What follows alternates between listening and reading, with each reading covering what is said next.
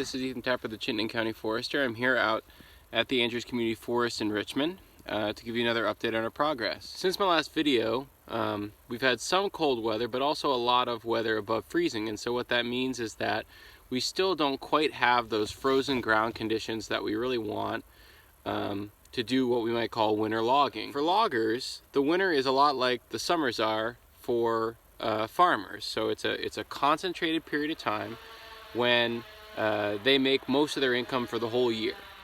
And so if something goes wrong, for instance, if they have equipment troubles or if the weather isn't cooperating, that can really pose a challenge to their business for the whole year. Now, winter harvesting has a lot of benefits. So operating under frozen ground conditions means that loggers can skid wood, drag it on the ground more efficiently. They can operate in different areas, so areas with wetter, more sensitive soils, without causing soil damage and impacts like that. It's a time of year when generally they can just be much more productive. So on the Andrews Community Forest, we have some areas that we might call summer ground. Those are areas where soils are well drained that we can operate on whenever soils are dry. So that's usually any time between June and October. And there are areas that we might call winter ground. So these are areas where the soils are a little less well drained, a little bit wetter, a little bit more sensitive. And so within this job, what we've done is we're operating on all these areas of what we might call summer ground in the summer and in the fall, and saving these areas of winter ground for the winter. And this is a big area, so of the 80 acres that we're working on at Andrews, this is probably at least 40 or 50 acres.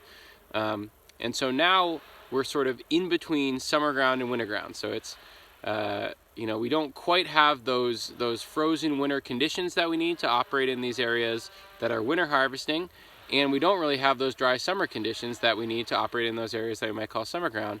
So we're working in areas. We've been able to freeze in trails. That just means get the trails nice and frozen and hard in a couple of areas, and we're working off those areas.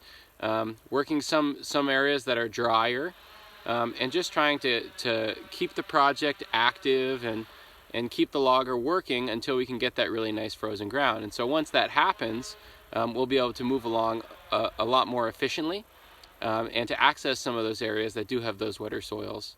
Now, because of climate change, we're expecting that our winters will become increasingly less cold, wetter, warmer, and that poses a direct threat to our ability to manage huge areas of our forested land.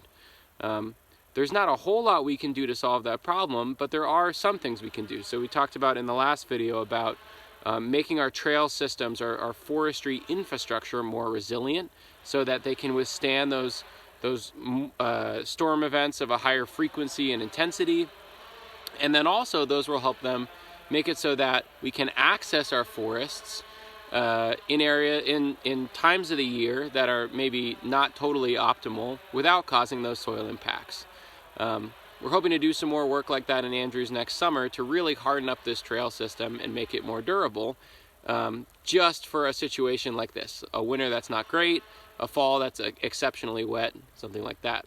And so with all of these challenges, wet soils, poor winters, trying to keep a logger working, trying to keep a project moving and move it along to completion in a satisfactory manner, these are all things that foresters navigate on a day-to-day basis. So it's our job to navigate the nuances of forest management, which is really, really complex, and help make our forests healthier, more complex, produce local renewable resources, keep loggers working, keep firewood and saw timber and all these other amazing local renewable resources coming out of the woods, while also making sure that we're protecting our forests. And so a big part of what foresters do is sort of solving these problems and trying to balance these multiple objectives that we have, all within the context of best practices for how we manage our forests.